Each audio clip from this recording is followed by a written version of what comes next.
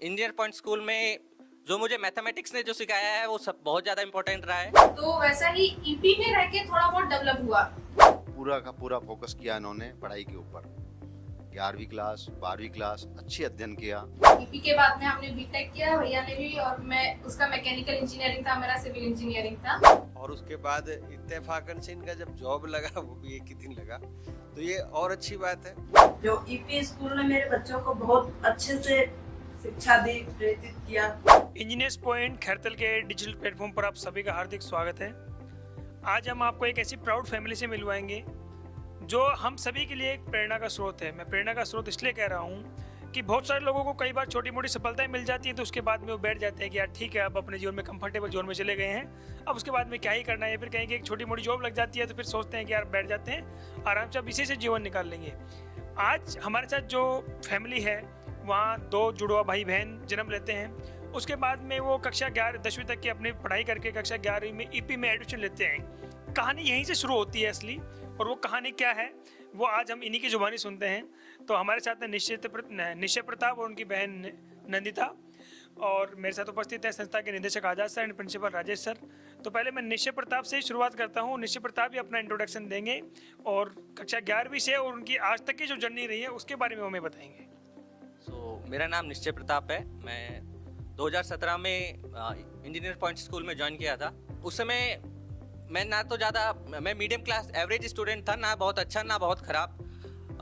But engineer point में जैसे जैसे आप अच्छी जगह पे जाते हैं आपको और अच्छे लोग मिलते हैं। तो मैं देखा कि मेरे साथ जो लोग ज्वाइन किए हैं वो मुझसे भी ज़्यादा अच्छे हैं, तो मुझे भी प्रेरणा मिली कि हाँ मुझे भी और अच्छा मैं कर सकता हूँ और करने की ज़रूरत है।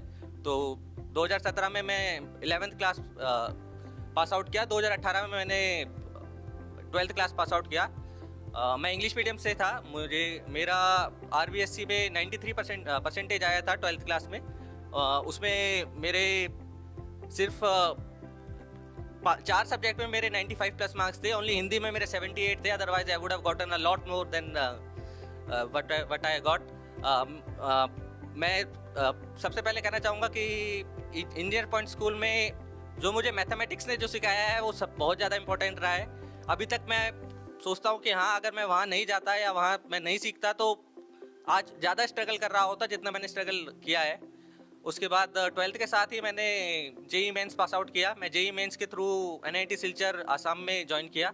वहाँ मैंने मैकेनिकल इंजीनियरिंग की। मैकेनिकल इंजीनियरिंग में मेरा 9.27 CGPA था। उसके बाद मेरा प्लेसमेंट हो गया। मैं government job defence PSU Bharat electronics में मैं ज्वाइन किया अक्टूबर 2022 में। उधर मैं 3.5 साल जॉब किया प्रोजेक्ट मैनेजमेंट ग्रुप में। वहाँ पे मेजरली मैं 2 प्रोजेक्ट्स में काम किया। एक अतुल्या प्रोजेक्ट है ADFCR, और एक D4 एंटी ड्रोन सिस्टम का प्रोजेक्ट है। वहाँ पे मेरा काम था कि रेडार बनवाना और मैनेजमेंट का मेन काम था। उसके बाद 3 साल जॉब करने के बाद लास्ट ईयर फरवरी में मैंने सोचा कि हाँ अब और कुछ किया जा सकता है, क्योंकि टेक्निकल रोल मैं सीख चुका था और टेक्निकल रोल में इतना निपुण हो चुका था कि हाँ अब आगे अगर जाना है तो मैनेजमेंट का सीखना ही होगा। मैं सोचा कि मैं अपने ऑप्शंस ट्राई कर रहा था किसी और स्ट्रीम में या फिर मैनेजमेंट में कैसे जाया जाए। मैं अपने एक फ्रेंड से बात किया फरवरी 2025 में, तो वो बोला कि कैट के थ्रू ऑप्शंस है, अच्छे अच्छे इंस्टीट्यूट हैं देश में, तो उसके थ्रू आप जा सकते हैं। तो मैं फरवरी 2025 में अपना कैट का प्रिपरेशन स्टार्ट करता हूँ। नवंबर में हर साल एग्ज़ाम होता है 30 नवंबर को, तो मेरे पास 6-7 महीने थे कि हाँ मुझे अच्छे से प्रिपरेशन करना है। मैं जब सिलेबस देखा तो उसमें 3 ही सब्जेक्ट थे और जिसमें मैथमेटिक्स 2 सब्जेक्ट में मेजर था। तो मुझे लगा कि हाँ इंजीनियरिंग बैकग्राउंड से हूँ तो अच्छा मैं कर सकता हूँ। तो फिर और जैसे ही मैं देखा तो उसमें सिर्फ 12th क्लास तक का मैथमेटिक्स आता है। उसमें हर कोई एग्जाम देता है तो उसमें इंजीनियरिंग मैथमेटिक्स नहीं था, ओनली सिर्फ 12th क्लास तक का मैथमेटिक्स था। तो मुझे जब मैं देखा कि हाँ ये सब तो मैं पहले ही सीखा हुआ हूँ, पहले ही किया हुआ हूँ, तो फिर इंजीनियर पॉइंट्स की मूवी भी याद आई कि हाँ ये सब विजय सर थे उस समय और जितेंद्र सर थे, वो 2 सर थे। तो उन लोगों को मुझे लगा कि हाँ वो लोग अच्छे से पढ़ाए हैं, इसलिए अभी तक उतना प्रॉब्लम नहीं है। मैं अपना मेजर फोकस VRC सेक्शन पे दिया और उसके बाद नवंबर 2025 में एग्ज़ाम दिया कैट का। मेरा 99.56 परसेंटाइल था। तो मुझे मेजरली सारे कॉल्स आए थे IIM से।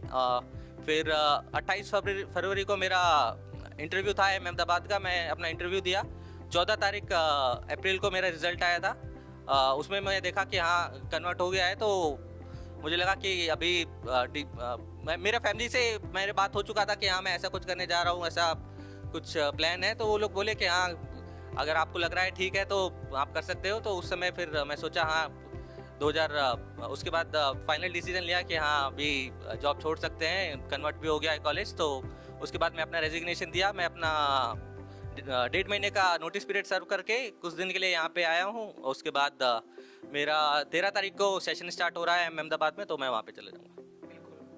तो जितना बड़ा इनका इंट्रोडक्शन है उतनी बड़ी इनकी कहानी है कि लगभग 4-5 मिनट में इन्होंने अपना इंट्रोडक्शन दिया, उतनी ही बड़ी इनकी कहानी है। बहुत सारे लोगों को ऐसा लगता है कि यार एक बार सरकारी जॉब में लग गए तो उसके बाद जब सेटल हो गए, लेकिन उससे बड़ी भी अपॉर्चुनिटीज आपके पास होती हैं। अगर आप में जज्बा है, मेहनत करने का हुनर है तो आप वो कर सकते हैं। वही इन्होंने किया।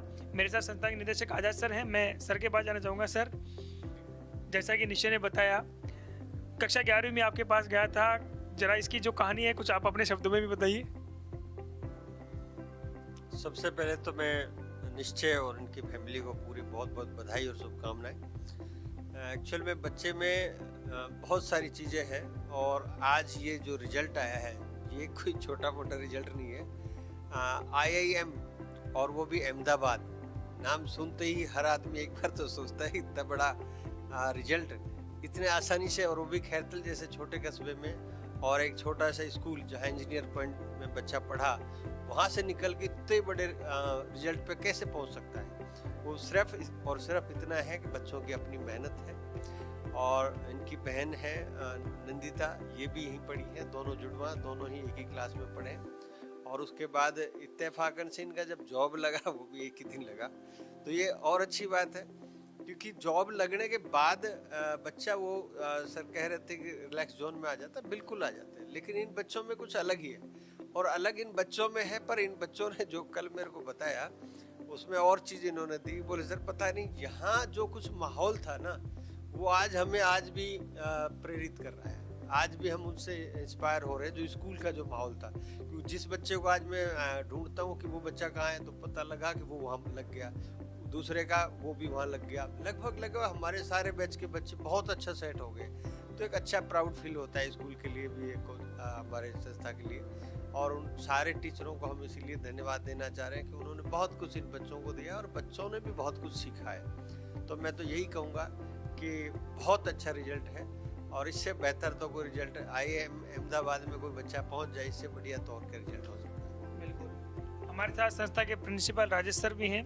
सर, आपने क्या बताया कि ये दोनों भाई बहन जुड़वा हैं और आप भी उस समय में संस्था के प्रिंसिपल थे, तो इनकी कोई कहानी जो आप बताना चाहें।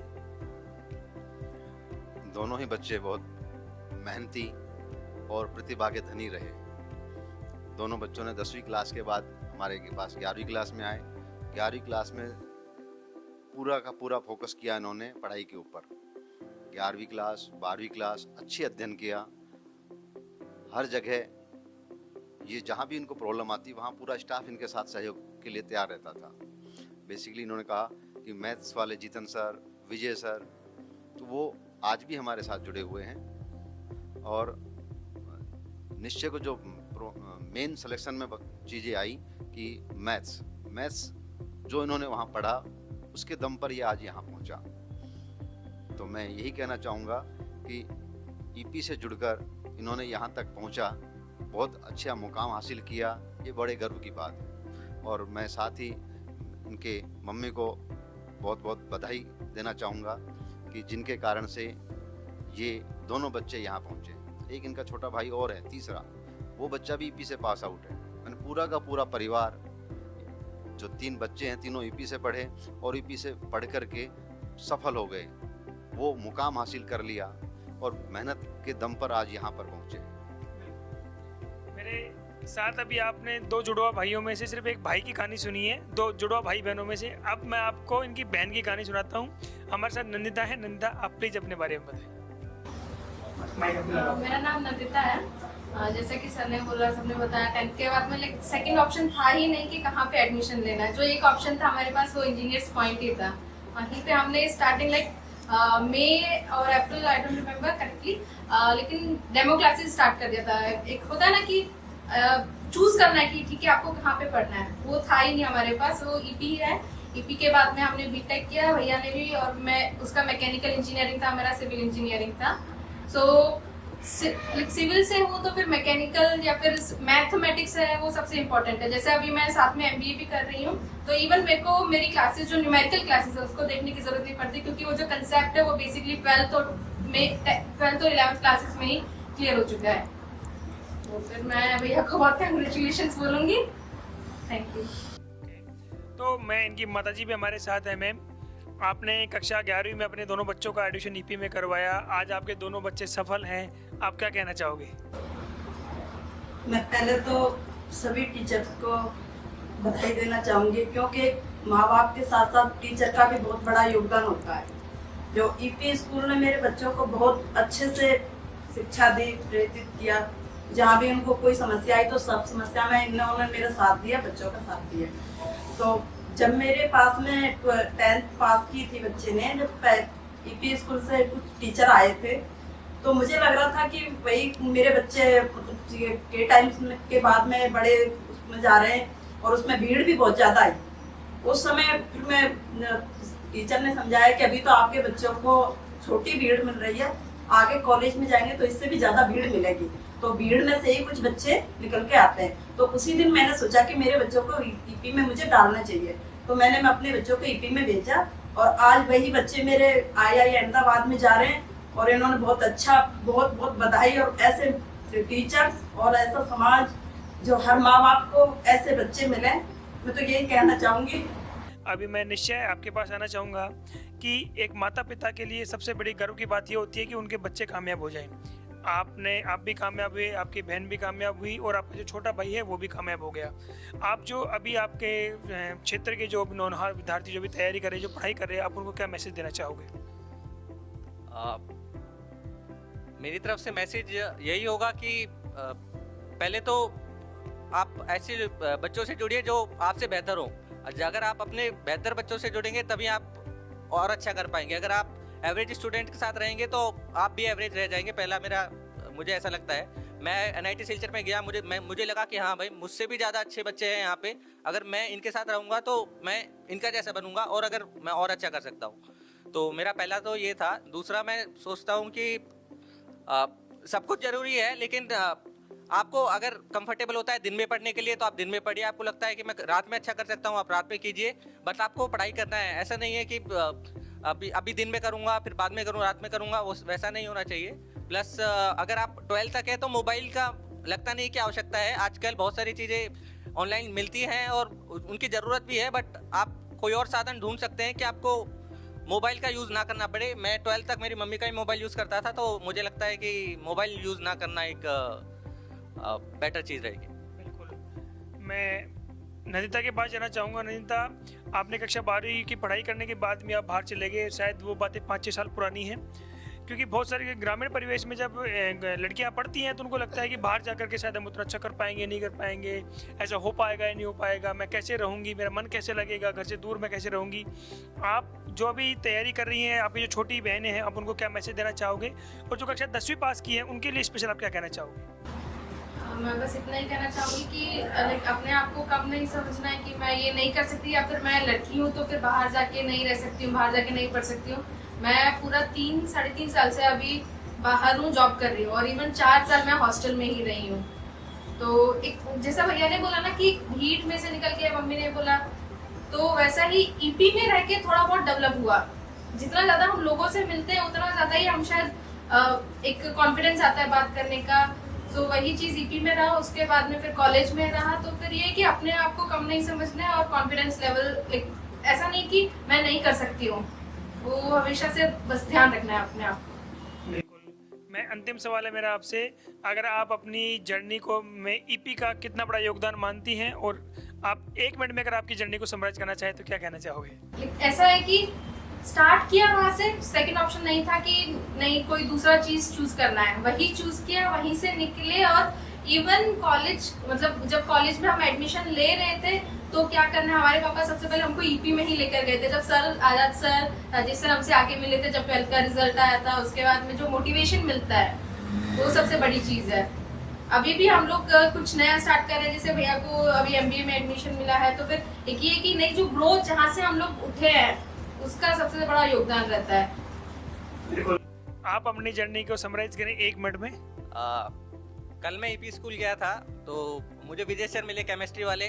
तो मुझे अभी काफ़ी साल हो गए हैं, 2018 में मैं पास आउट हुआ, अभी 8 साल हो गए हैं। तो मुझे लगा कि याद नहीं होगा, आज़ाद सर और राजेश सर को तो चलो याद रखते हैं, बट मुझे लगा कि विजय सर याद नहीं रखे होंगे, भूल जाएंगे, 8 साल हो गए। तो मैं उनसे मिला तो सर को बताया सर ऐसा, सर तो वो मेरा नाम पहचान गए। फिर मेरी बहन का नाम बोला तो मुझे लगा नहीं याद है। फिर वो लोग बोले कि आपके घर आए थे, तो हम सोचे हाँ लास्ट टाइम 12th के एग्ज़ाम से पहले सब टीचर्स जो मतलब एक दिन मैथमेटिक्स, किसी दिन केमिस्ट्री, किसी दिन फिजिक्स, हर एक टीचर घर आया था और हाँ किसी भी प्रॉब्लम के लिए समझाया था। तो हाँ मुझे लगता है मेरे हिसाब से जो टीचर्स का कनेक्शन जो बच्चों के साथ बनता है, प्लस टीचर्स याद रखते हैं कि हाँ ये अच्छा, टीचर्स का जो बच्चों पे ध्यान रहता है ईपी स्कूल में, वो कल मैं देख लिया कि हाँ प्रॉपरली 8 साल बाद भी टीचर्स को याद है कि हाँ ये बच्चा ऐसा करता है, वो बच्चा वैसा करता है, और इस तरीके का माहौल है ईपी स्कूल में। बिल्कुल। और इस बार सर इन्होंने बोला अभी कि एक दिन टीचर पहले आकर के पढ़ाते थे बोर्ड से पहले, ये क्या सिस्टम है, थोड़ा इसके बारे में बताएंगे? एक्चुअल में ये बच्चों को संभालने वाला पॉइंट होता है कि पूरे 2 साल तक आप 11वीं 12वीं पढ़ाते हो और रिजल्ट से पहले एक बार हमारी ड्यूटी बनती है बच्चों को संभालने की, क्योंकि अक्सर क्या होता है कि 1 महीने 20 दिन 15 दिन पहले बच्चा सेल्फ स्टडी के लिए बोर्ड एग्जाम में और घर पे तैयारी करते हैं, तो उसमें कई बार 2-4 क्वेश्चन नहीं आते, बच्चा क्या थोड़ा सा डर जाता है, उनको संभालने आते हैं। और फिर कोई क्वेश्चन नहीं आ रहे हैं 10 मिनट 20 मिनट आधा घंटा 2 घंटे, तो बच्चों को केवल संभालने के लिए आते हैं। तो ये संभालना वाला जो सिस्टम है हमारा, और उसके साथ उनकी 10 क्वेश्चन नहीं आए 10 के 10 सॉल्व भी कर दिए, तो बच्चा अपने आप को 100% तक ले जाता है कि यार मेरी ये छोटी सी प्रॉब्लम थी, इससे मैं डर रहा था, ये भी खत्म। तो एक तरह से बच्चे को मोटिवेशन मिलता है, एक संभालने का हमारी एक जिम्मेदारी होती है, वो हम सदा से शुरू से ही संभालते हैं बच्चों। तो ये एक प्राउड फैमिली जिससे हम सब लोग बहुत कुछ सीख सकते हैं कि आप अगर आपको कोई सफलता मिल जाए तो उसके बाद में आपको बैठना नहीं चाहिए। अगर आपके अंदर पोटेंशियल है, आपके अंदर करेज है, तो आप जीवन में और भी आगे जा सकते हैं। Thank you.